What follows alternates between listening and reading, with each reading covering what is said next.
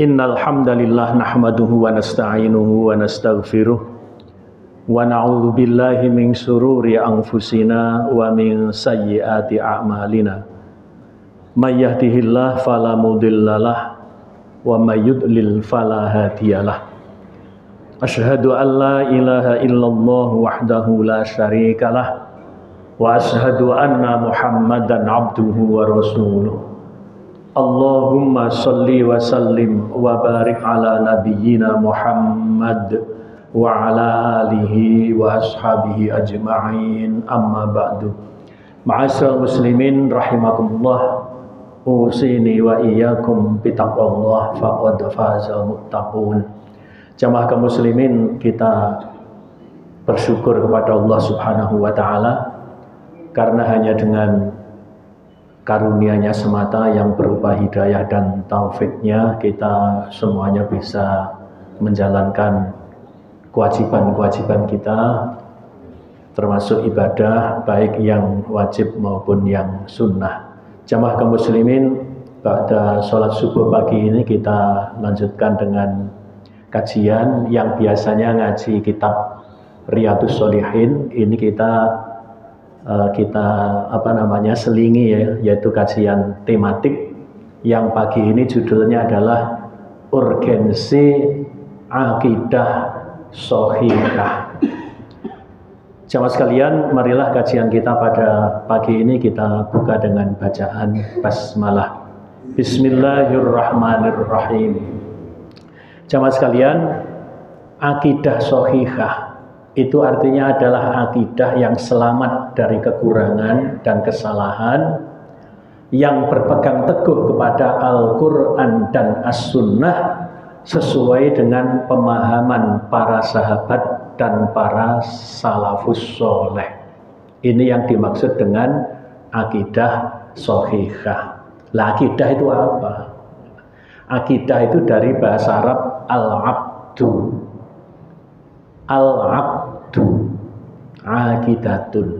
Al-abdu itu artinya adalah ikatan yang kuat. Maka panjenengan kan sering kalau ada khutbah nikah itu disebut dengan abdun nikah.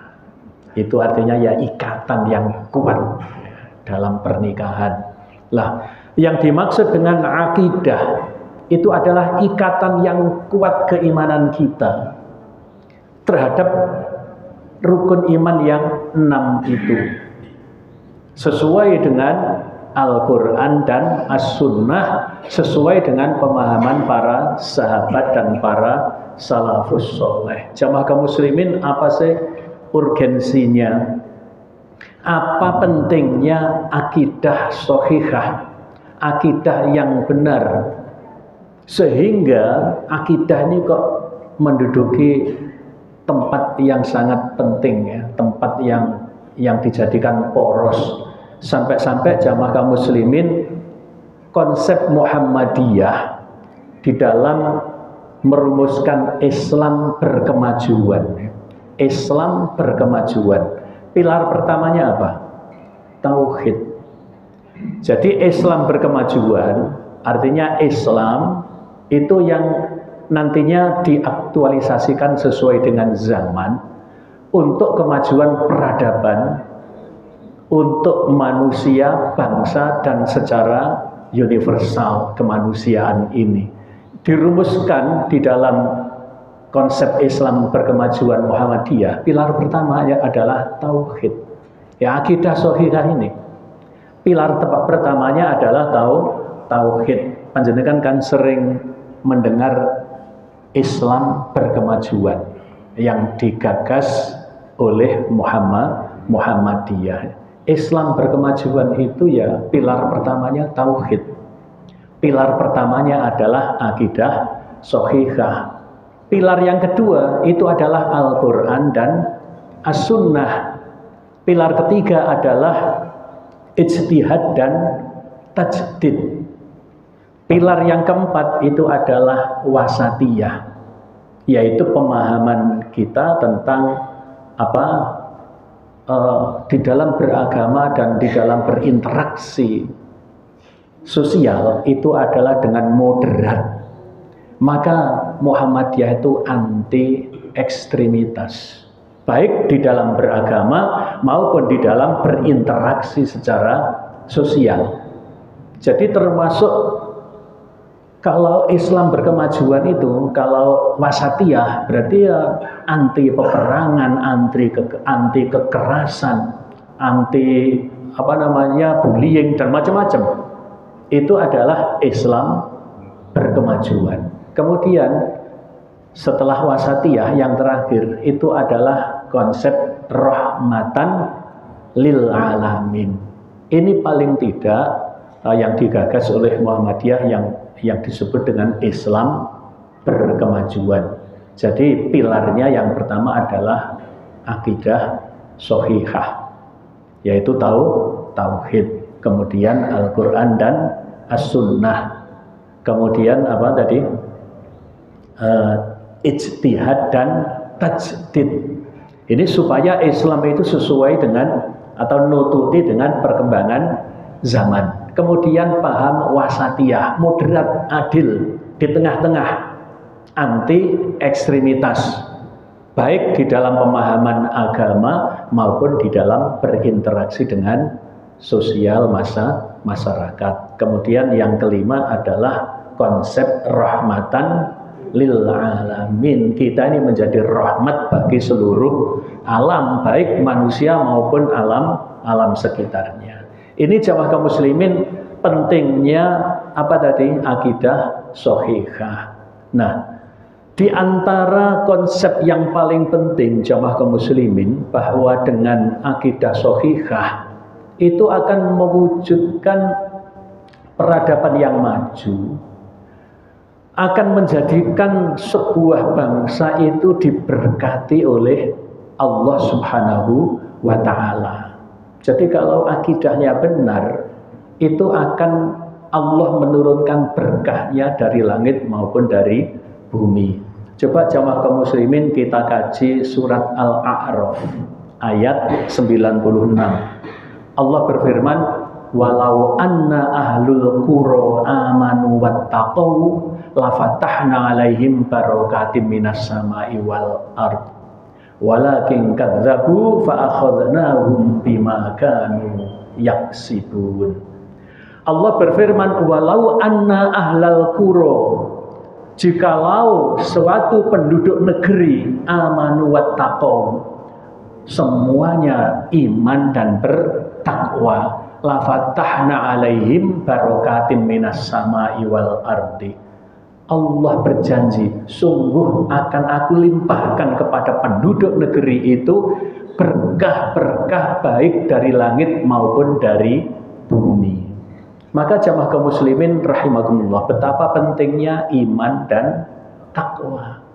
Jadi kalau semua penduduk negeri itu keadaannya beriman dan bertakwa, itu Allah akan melimpahkan berkahnya dari langit maupun dari bumi. Nah jamaah kaum muslimin, rupanya iman dan takwa ini menjadi kesadaran betul oleh para pendiri bangsa Indonesia ini. Termasuk adanya kemerdekaan yang sudah dicapai dan kekayaan yang melimpah di negeri ini, itu harus disyukuri. Itu kesadaran para pendiri bangsa. Maka jamaah kaum muslimin panitia 9 itu yang dibentuk oleh BPUPKI itu anggotanya termasuk Ki Bagus Hadi Kusumo. Ya, tentu yang kalau dari Muhammadiyah Ki Bagus Hadi Kusumo saat itu adalah ketua PB Muhammadiyah. Dulu namanya bukan PB, pengurus besar Muhammadiyah. Jadi pada zaman belum merdeka itu ya, zaman Belanda. Saat itu ketua PB-nya ini adalah Ki Bagus Hadi Kusumo. Ini termasuk yang menjadi anggota BPUPKI yang kemudian dibubarkan menjadi PPKI, Panitia Persiapan Kemerdekaan Indonesia. Kemudian Profesor Kahar Muzakir, ini dari Muhammadiyah. Kemudian Kasman Singo Dimejo. Kemudian termasuk Insinyur Soekarno sendiri ketuanya. Ini adalah juga pengurus Muhammadiyah ketika di Bengkulu. Dan masih banyak lagi jamaah kaum muslimin. Cuma ada satu dari tokoh Nasrani, itu adalah Mr. Andreas Maramis, ya. Alexander Andreas Maramis, yang biasa kita kenal dengan A.A. Maramis. Ya. Kemudian kalau yang dari NU adalah putra pendiri NU, itu adalah si siapa? Wahid Hasim. Ya. Kiai Haji Wahid Hasim, putra dari Hasim Asy'ari. Ini adalah panitia 9 yang diberikan tugas untuk merumuskan rancangan Undang-Undang Dasar 1945. Kemudian jamaah kaum muslimin ketika merancang muqaddimah, coba ini kita rasakan betul bahwa para pendiri bangsa itu merasa bahwa kemerdekaan ini adalah rahmat dari Allah. Dalam alinea ketiga itu ditulis, ya, atas berkat rahmat Allah yang Maha Kuasa, dan dengan didorongkan oleh keinginan luhur supaya berkehidupan kebangsaan yang bebas, maka rakyat Indonesia menyatakan dengan ini kemerdekaannya. Alinea ketiga. Jadi para pendiri bangsa ini sangat menyadari bahwa kemerdekaan itu adalah atas berkat rahmat Allah.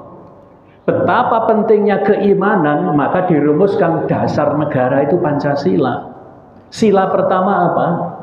Ketuhanan yang Maha Esa. Dan ini sudah terjadi perdebatan yang sangat alot, terutama dari pimpinan pengurus besar Muhammadiyah, Ki Bagus Hadi Kusumo, karena yang dikonsep negara ini adalah negara agama. Negara ini adalah negara Islam. Maka sila pertama itu aslinya bukan ketuhanan yang Maha Esa, akan tetapi ketuhanan dengan kewajiban menjalankan syariat Islam bagi pemeluk-pemeluknya. Itu sila pertama. Maka kemudian setelah terjadi perdebatan yang alot dan bahkan ada sejarah-sejarah yang agak gelap, ya, karena alasannya dari timur itu dari daerah timur, ya golongannya Sulawesi, Manado dan sebagainya, itu mengusulkan kalau dibentuk negara yang berdasarkan agama, kami akan pisah, kami akan tetap pilih dijajah, ya, karena saat itu kan Jepang yang membentuk BPUPK itu Jepang, jamaah kaum muslimin, mempersiapkan kemerdekaan, karena Indonesia itu dijanjikan kemerdekaan oleh Jepang. Tapi nanti prakteknya Jepang tidak memberikan kemerdekaan, akan tetapi kemerdekaan itu direbut. Jadi sejarah bangsa ini yang kemerdekaannya direbut, mendapatkan kemerdekaan dengan merebut, itu ya Indonesia. Kalau Malaysia, Brunei Darussalam, India, itu semuanya diberikan. Yang menjajahkan Inggris sebelum merdeka oleh Inggris dijadikan negara persemakmuran, Commonwealth itu, ya. Jadi termasuk Brunei Darussalam lama itu dijadikan negara persemakmuran. Saat itu tahun 80 berapa itu, ya, merdekanya itu saya kelas 2 kalau tidak keliru, SMA, kelas 2 aliyah saya. Itu merdekanya Brunei Darussalam. Jadi belum lama. Cuma ya memang kalau bekas-bekas jajahnya Inggris itu makmur, ya.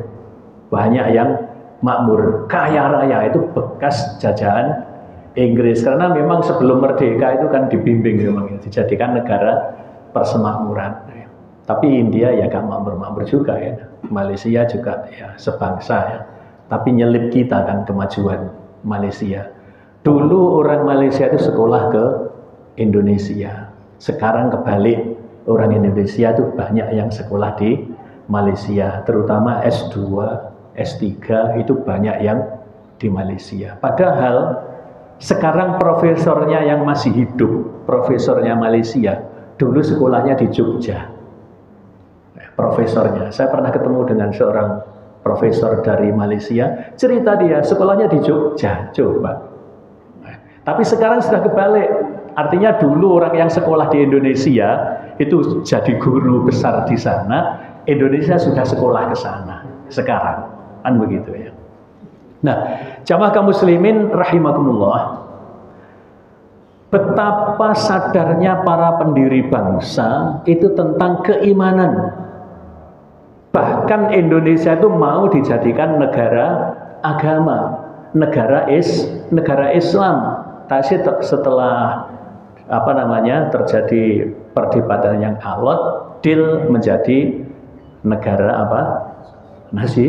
nasional. Jadi memang antara nasionalisme dengan Islam itu sangat kuat ya. Jadi termasuk yang saya katakan sejarah gelapnya tadi itu, orang dari timur itu siapa? Kayaknya gak mungkin. Kan baru rapatnya itu tanggal belasan sebelum 17 kan ya. Kok tanggal 17 sudah mau misahkan diri itu ya, sebelum diumumkan kemerdekaan. Ya, maka kemudian ditetapkan tanggal 18 itu perumusan Pancasila yang ada itu. Nah, jamaah kaum muslimin, apa kaitannya akidah shahihah dengan kemakmuran tadi itu? Allah memberikan keberkahan. Coba jamaah kaum muslimin, kalau orang itu akidahnya benar, semuanya iman dan takwa, konsep syukurnya benar, jadi mensyukuri kemerdekaan ini dengan benar, maka kemakmuran itu Masya Allah akan tercipta. Syukur yang benar itu bagaimana? Syukur yang benar itu adalah, ini bisa untuk konsep pribadi ya. Syukur yang benar itu adalah sorful abdi jami'a ma an'amallahu alaihi ila ma khuliqa li ajlih. Syukur itu artinya adalah bukan hanya mengucapkan alhamdulillah. Kalau mengucapkan alhamdulillah itu namanya hanya seorang hamba mengagungkan si pemberi nikmat. Itu kalau mengucapkan alhamdulillah. Tapi kalau asyukru huwa sarful abdi jami'a ma an'amallahu alaihi ila ma khuliqa li ajlih. Syukur itu pengertiannya adalah hamba Allah itu menggunakan semua karunia Allah itu untuk sesuatu yang semestinya. Untuk apa nikmat itu diciptakan? Coba kalau bangsa Indonesia syukurnya benar, Masya Allah, sesuai dengan apa yang ditulis di dalam batang tubuh Undang-Undang Dasar 45. Kalau di dalam mukaddimahnya tadi atas berkat rahmat Allah, ya kan, dasarnya adalah orang Indonesia itu harus iman dan takwa. Maka kalau bentuk syukurnya itu adalah menggunakan nikmat ini yang semestinya, jamaah kaum muslimin, coba kalau di dalam batang tubuhnya Undang-Undang Dasar kita pasal 33 ayat 3 berbunyi, bumi, air, dan seluruh kekayaan yang terkandung di dalamnya dikuasai oleh negara dan digunakan untuk sebesar-besarnya kemakmuran rakyat. Coba. Tadi Allah mengatakan kalau semuanya iman dan takwa, Allah akan melimpahkan berkahnya dari langit dan bumi. Coba, Indonesia ini Masya Allah, negara yang sangat kaya raya. Tambang itu macam-macam tambang. Belum kekayaan hutannya, perkebunannya, kekayaan lautnya. Masya Allah. Coba kalau semuanya itu dikuasai oleh negara. Jadi semua yang terkandung di dalamnya dikuasai oleh negara dan digunakan sebesar-besarnya untuk kemakmuran rakyat. Masya Allah, negaranya akan makmur. Itu artinya apa? Syukur yang benar. Syukur yang benar berarti menggunakan yang semestinya. Coba kalau kekayaan alam kita dikelola dengan baik, dikuasai oleh negara, dan digunakan untuk kemakmuran rakyat, insya Allah tidak ada rumah sakit bayar, insya Allah tidak ada sekolah bayar. Arab Saudi itu tambangnya hanya minyak, ya. Tapi kok sekolah di sana bukan nggak bayar, malah dibayar. Ya, sekolah di Arab Saudi itu bukan nggak bayar, tapi malah dibayar. Coba. Lah, kalau kekayaan kita itu digunakan yang semestinya dikuasai oleh negara, kemudian digunakan sebesar-besarnya untuk kemakmuran rakyat. Kalau sesuai dengan undang-undang, insya Allah melebihi Arab Saudi. Kalau syukurnya benar. Tapi kalau undang-undangnya dilanggar, kekayaan itu dikeruk hanya untuk segelintir orang atau hanya sekelompok orang, dikuasai oleh sekelompok orang, tidak dikuasai oleh negara. Ya. Yang terjadi apa? Gap antara miskin dan kaya itu seperti langit dan bumi. Ya, seperti langit dan bumi. Yang kadung kaya bukan hanya miliar, bukan ratusan miliar, tapi triliun. Panjenengan kon ngitung dhuwit niku mawon insyaallah mboten sanggup nggih. Dhuwit triliunan itu jenengan diberukne teng ngajenge jenengan kan ngitung. Panjenengan insyaallah mboten sanggup ya. Wong lek ditumpuk mboten samit mboten sak triliun nggih. Miliar mawon lek ditumpuk niku saged kados panggung gembira ngoten nggih lek tumpuk ngoten nggih. Mboten sampai triliun. Maka panjenengan bayangkan lek uang triliun diberukne teng ngarepe panjenengan kan ngitung. Kira-kira panjenengan tenger-tenger tok kira-kira ya. Terus tak gawe opo iki dhuwit ngene. Bantalan dhuwit. Nah, jamaah kaum muslimin, kalau itu betul ya bahwa syukur itu adalah hamba Allah itu menggunakan semua apa yang dikaruniakan oleh Allah itu untuk yang semestinya, maka Allah akan menurunkan berkahnya dari langit dan bumi. Jamaah kaum muslimin, kalau gap antara miskin dan kaya itu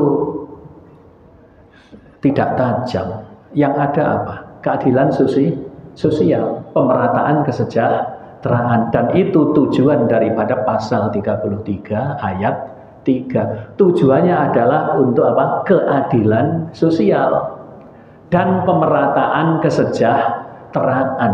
Ini tujuan daripada pasal 33 ayat 3. Maka kemudian disambung ayat berikutnya, ayat 34 ayat apa? Pasal 34 ayat 1. Bunyinya apa? Fakir, miskin dan anak-anak terlantar dipelihara oleh negara. Jangan sampai seperti yang diplesetkan, ya memang betul dipelihara oleh negara. Supaya orang-orang miskin itu dipelihara supaya tetap miskin. Nah ini kan plesetan namanya ya. Ini plesetan ini. Bahwa betul memang fakir miskin itu dipelihara oleh negara, dipelihara supaya tetap miskin. Nah, maka jamaah kaum muslimin rahimakumullah, harapan kita ini sebetulnya seperti apa yang digambarkan di dalam surat Al-A'raf ayat 96. Jadi kalau orang itu, penduduk negeri itu iman dan takwa, maka Allah akan melimpahkan berkahnya itu dari langit dan bumi. Tapi jamaah kaum muslimin, maaf, iman itu bukan hanya pengakuan. Ya, iman itu bukan hanya pengakuan, akan tetapi iman itu diimplementasikan. Maka jamaah kaum muslimin, sebetulnya kalau menjadi pejabat negara, itu tesnya yang pertama adalah iman. Dan iman itu dibuktikan ya dengan amal. Karena iman kalau tidak diamalkan itu tanda kemunafikan. Coba. Amal itu dasarnya harus ilmu. Maka orang itu tiga ini harus gandeng. Iman, ilmu, amal. Sebelum mengamalkan kan harus berilmu. Orang mau sholat, harus berilmu sholat. Maka kalau pejabat itu jamaah kaum muslimin, para pemimpin itu imannya benar, maka sebetulnya indikatornya dia ngamalkan enggak? Sholat enggak? Dia menjadi hakim agung. Ya.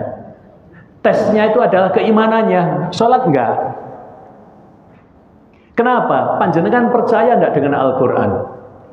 Inna sholata tanha anil fahsya wal mungkar. Sholat itu mencegah dari perbuatan keji dan mungkar.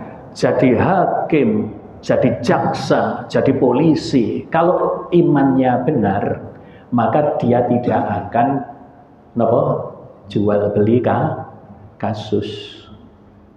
Ya. Seperti itu. Menjadi hakim mesti hakim yang adil.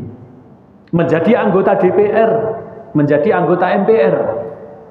Kalau dia itu imannya benar, dia tidak akan berbuat yang macam-macam.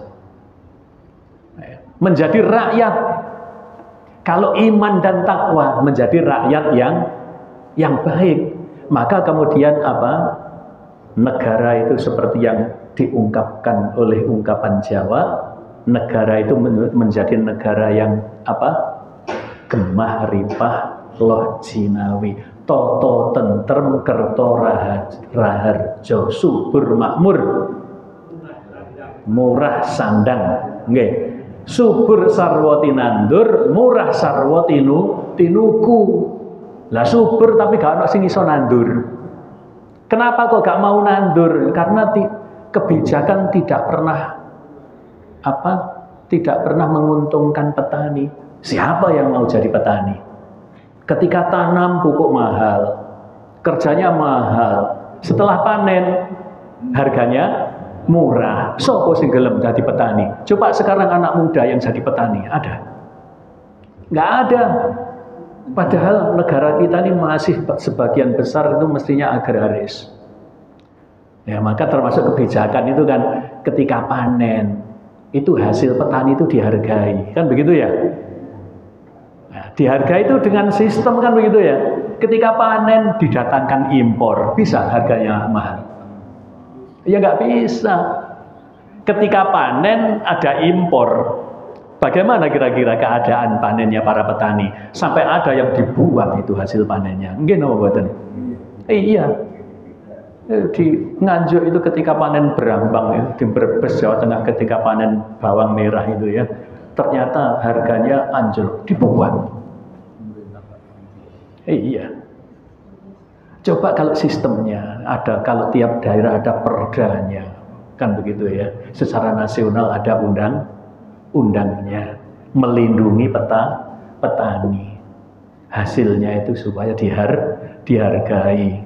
Memang orang bertani itu hasilnya sedikit jamaah kaum muslimin. Kelihatannya panennya banyak ya, tapi setelah dihitung ya, pupuknya mahal, ya, tenaga kerjanya mahal, sembarang obat-obatannya mahal. Setelah panen melimpah ruah, setelah dikalkulasi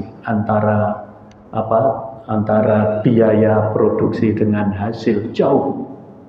Maka jamaah kaum muslimin, kita berlindung kepada Allah, jangan sampai negara yang kaya raya, yang rezekinya itu melimpah ruah dari segala penjuru, itu kemudian oleh Allah diberikan azab menjadi orang-orang yang dilanda kemiskinan. Jangan sampai itu. Kenapa? Salahnya penduduk sendiri, baik rakyat maupun pejabat. Maka jamaah kaum muslimin, ulama zaman dulu, di antaranya yang terkenal itu adalah Fudail bin Iyad. Itu dia banyak mendoakan penguasa daripada mendoakan dirinya sendiri. Jadi dia tuh banyak mendoakan pemimpin, mendoakan pejabat. Maka Fudail bin Iyad itu ditanya, wahai Fudail, kenapa engkau banyak mendoakan pemimpin melebihi daripada mendoakan dirimu sendiri? Apa jawabannya? Karena kalau pejabat itu baik, penguasa itu baik, dampaknya itu ke seluruh manusia. Tapi kalau aku baik, dampaknya nggak banyak. Maka aku lebih banyak mendoakan pemimpin. Maka jamaah kaum muslimin, kita ini sebaiknya banyak-banyak mendoakan presiden. Supaya presiden itu diberkahi. Supaya presiden itu mendapatkan petunjuk. Supaya pemimpin-pemimpin yang ada di negeri ini semuanya diberkahi oleh Allah, mendapatkan petunjuk. Insya Allah jamaah kaum muslimin, pemimpin itu kalau sudah selesai dengan dirinya sendiri, dia hidupnya kemudian untuk rakyat. Kalau pemimpin itu selesai dengan dirinya sendiri, itu termasuk yang dikatakan oleh Profesor Haidar Nasir. Kalau pemimpin itu sudah selesai dengan dirinya sendiri, maka hidupnya kemudian untuk rakyat. Selesai dari dirinya sendiri itu ya, coba Pak Prabowo itu sebelum jadi presiden sudah kaya raya. Ya. Cuma yang menjadi pokok bahasan kita di sini adalah masing-masing orang itu sudah selesai dengan dirinya sendiri tentang akidahnya atau belum, kan begitu ya? Karena orang itu yang sudah kaya raya kaya apapun, kalau tidak iman dan takwa, rakusnya masih enggak. Kan begitu. Maka kita harus banyak-banyak mendoakan pemimpin. Jamaah kaum muslimin, digambarkan di dalam surat An-Nahl ayat 112 ya, ini untuk penutupnya ya. A'udzu billahi minasyaitonir rajim. Wa daraballahu mathalan qaryatan kanat aminatan mutmainnatan ya'tiha rizquha ragadan min kulli makan fakafarat bi anumillah fa'adzaqaha Allahu libasal ju'i wal khauf bima kanu yasnaun. Wa daraballahu mathalan, Allah itu membuat perumpamaan, membuat permisalan, qaryatan kanat aminatan mutmainnatan, sebuah negeri yang dulunya aman tentram. Perumpamaan itu sebuah negeri. Negeri ini mana saja yang dibuat perumpamaan oleh Allah ya. Maka termasuk negeri manapun bisa mengambil pelajaran dari perumpamaan ini. Allah membuat perumpamaan suatu negeri yang dulunya itu aman dan tentram, ya'ti harizquha ragadan min kulli makan. Datang kepada penduduk negeri itu rezekinya ragadan, melimpah ruah, min kulli makan, dari segala penjuru, dari segenap tempat. Kita bayangkan kok Indonesia seperti ini ya. Rezekinya orang Indonesia itu min kulli makan. Dari pertaniannya, dari perkebunannya, dari lautnya, dari tambangnya. Tambangnya itu banyak, bukan hanya minyak, emas, nikel, kemudian apa namanya? Banyak pokoknya, batu bara, banyak. Tidak seperti Arab. Arab hanya mengandalkan fosil. Arab hanya mengandalkan minyak. Sebetulnya kaya Indonesia. Tapi sejahtera mana? Sejahtera Arab. Kan gitu ya. Sak miskinnya wong Arab itu jadi iso gaji tenaga kerja dari Indonesia. Oh, miskinnya orang Arab masih bisa gaji TKI. Lek miskinnya orang Indonesia, gawe mangan saiki sakno. Harus cari sekarang. Dan ada, Masya Allah, barusan itu viral ya dari daerah timur sana, yang tanahnya yang diinjak itu penuh dengan tambang. Dia itu membawa segenggam cabai begini, dimasukkan dalam kaleng, datang kepada orang supaya ditukar dengan makanan. Masya Allah, sangat terharu kita melihat ya. Orang itu, toko yang didatangi itu, apa mak? Oh, cabai. Mau ditukar dengan apa? Tertawa, uang. Makan aja mak, kasih makan. Sepiring itu, makan habis itu. Ikannya itu disembunyikan. Ditanya sama yang ngasih, loh kok nggak dimakan ikannya? Tak bawa pulang untuk cucu. Akhirnya ikannya itu sama yang punya rumah itu dimasukkan di dalam tas kresek, ditambahi segala macam makanan apa saja ada, dibawa pulang, sama dibawa beras. Masya Allah, tadi hanya cabai genggam. Satu genggam itu tidak ada 10 kayaknya itu. Genggaman kecil itu ya. Itu miskinnya orang Indonesia yang tanah yang diinjaknya itu penuh dengan kekayaan. Ya, seperti itu. Maka jemaah kaum muslimin, digambarkan di dalam ayat ini, rezekinya itu rogotan min kulli makan, datang dari segala penjuru. Surat An-Nahl ayat 112 ya. Fakafarat bi anumillah, maka penduduk negeri itu ingkar dengan nikmat-nikmat Allah, tidak mensyukuri dengan benar. Maka apa? Fa'adzaqahallahu libasal ju', maka Allah menimpakan al-ju' ini, kelaparan. Berarti apa? Kemiskinan merajalela. Allah menimpakan kemiskinan wal khauf, dan ketakutan. Jemaah kaum muslimin, kalau kemiskinan itu merajalela, maka nanti kriminalitas akan merajalela. Maka kemudian yang ada ketakutan karena kriminalitas merajalela.